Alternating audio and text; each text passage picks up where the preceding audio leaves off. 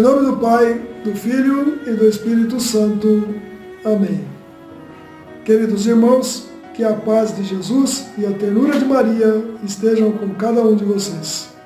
Alegremente vamos caminhando na direção do Natal com Jesus. Como estamos fazendo desde o dia 1º, estamos lendo um capítulo por dia do Evangelho de São Lucas. Se você não viu os outros vídeos ainda, aproveite, veja no nosso canal, no YouTube, ou na nossa página de Salve Rainha, ou mesmo aqui no grupo Salve Rainha, e leia, escute, assista a narração do Evangelho de São Lucas, para que no dia 25 você celebre com todo o fervor de todo o seu coração, sabendo quem é Jesus. Vamos hoje para o capítulo 9. Peçamos a orientação do Divino Espírito Santo. Vinde, Espírito Santo, e acendei nos corações dos vossos fiéis o fogo do vosso amor. Enviai o vosso Espírito, e tudo será criado, e renovareis a face da terra. Amém. Proclamação do Evangelho de São Lucas, capítulo 9. Missão dos 12 apóstolos. Reunindo Jesus os 12 apóstolos, deu-lhes poder e autoridade sobre todos os demônios e para curar enfermidades.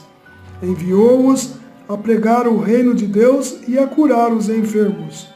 Disse-lhes: não leveis coisa alguma pelo caminho, nem bordão, nem mochila, nem pão, nem dinheiro, nem tenhais 2 túnicas. Em qualquer casa que entrardes, ficai ali até que deixeis aquela localidade. Onde ninguém vos receber, deixai aquela cidade e em testemunho contra eles sacudi a poeira dos vossos pés. Partiram, pois, e percorriam as aldeias pregando o Evangelho e fazendo curas por toda a parte. A opinião de Herodes sobre Jesus. O tetrarca Herodes ouviu falar de tudo que Jesus fazia e ficou perplexo. Uns diziam: é João que ressurgiu dos mortos. Outros: é Elias que apareceu. E ainda outros: é um dos antigos profetas que ressuscitou. Mas Herodes dizia: eu degolei a João. Quem é, pois, este de quem ouço tantas coisas? E procurava ocasião de vê-lo. A primeira multiplicação dos pães. Os apóstolos, ao voltarem, contaram a Jesus tudo o que haviam feito. Tomando-os ele consigo à parte, dirigiu-se a um lugar deserto para o lado de Betsaida. Logo que a multidão o soube, e foi seguindo. Jesus recebeu-os e falava-lhes do reino de Deus. Estabelecia também a saúde dos doentes.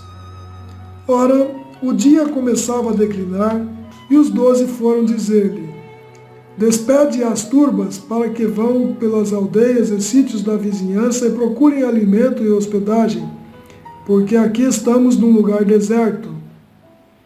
Jesus replicou-lhes: dai-lhes vós mesmos de comer. Retrucaram eles: não temos mais do que 5 pães e 2 peixes, a menos que nós mesmos vamos e compremos mantimentos para todo esse povo. Pois eram quase 5.000 homens. Jesus disse aos discípulos: mandai-os sentar, divididos em grupos de 50. Assim o fizeram, e todos se assentaram. Então Jesus tomou os 5 pães e os 2 peixes, levantou os olhos ao céu, abençoou-os, partiu-os e deu-os aos seus discípulos, para que os servissem ao povo.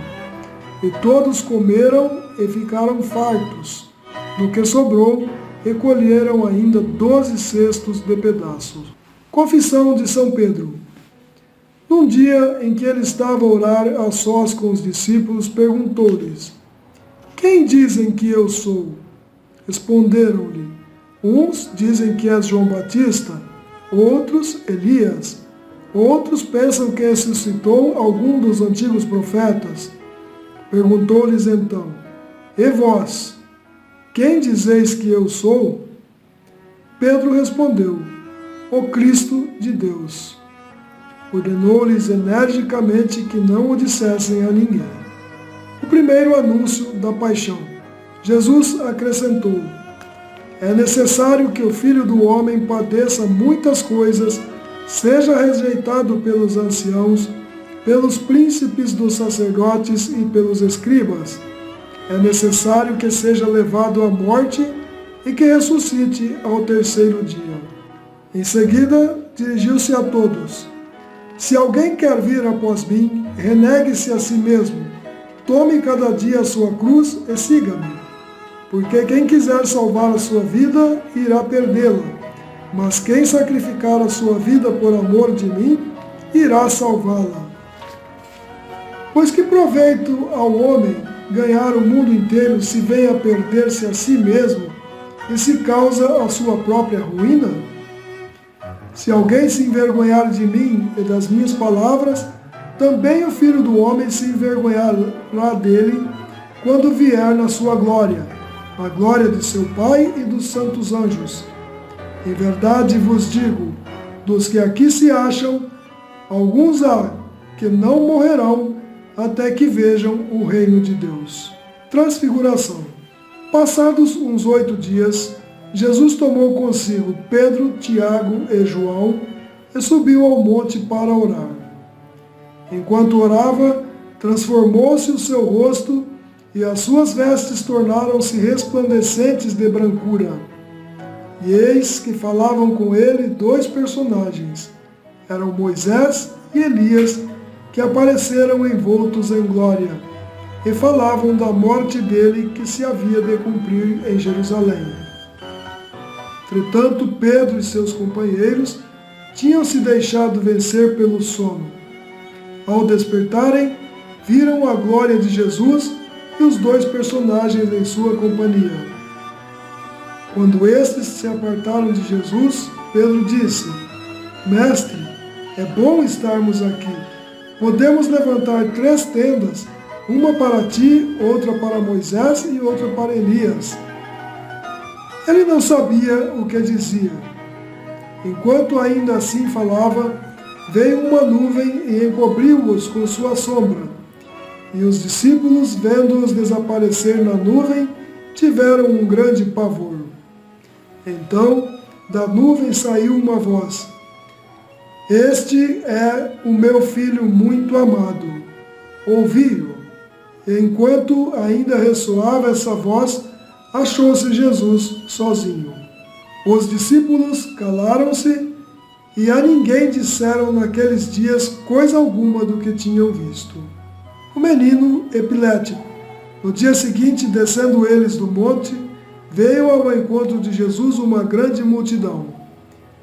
Eis que um homem exclamou do meio da multidão: Mestre, rogo-lhe que olhes para o meu filho, pois é o único que tenho. Um espírito se apodera dele e subitamente dá gritos, lança-o por terra, agita-o com violência, fala-o espumar e só o larga depois de o deixar todo ofegante. Pedi a teus discípulos que os expelissem, mas não o puderam fazer. Respondeu-lhe Jesus: Ó geração incrédula e perversa, até quando estarei convosco e vos aturarei? Traze cá teu filho. Enquanto ele ia chegando, o demônio lançou-o por terra e agitou-o violentamente. Mas Jesus intimou o espírito imundo, curou o menino e o restituiu a seu pai. Todos ficaram pasmados ante a grandeza de Deus. Segundo anúncio da paixão.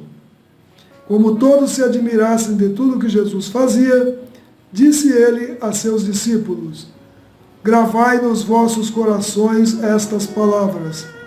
O Filho do Homem há de ser entregue nas mãos dos homens. Eles, porém, não entendiam essa palavra e era-lhes obscuro, de modo que não alcançavam o seu sentido, e tinham medo de perguntar a esse respeito. Lição de humildade e tolerância. Veio-lhes então o pensamento de qual deles seria o maior. Penetrando Jesus nos pensamentos de seus corações, tomou um menino, colocou-o junto de si e disse-lhes: todo o que recebe este menino em meu nome, a mim é que recebe, e quem recebe a mim, recebe aquele que me enviou. Pois quem dentre vós for o menor, este será grande.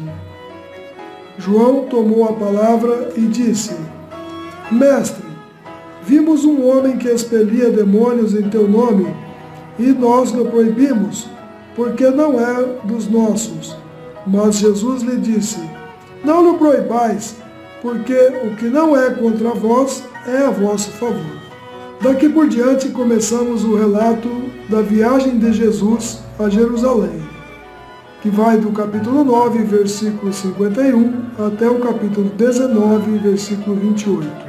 O discipulado. Aproximando-se o tempo em que Jesus devia ser arrebatado desse mundo, ele resolveu dirigir-se a Jerusalém.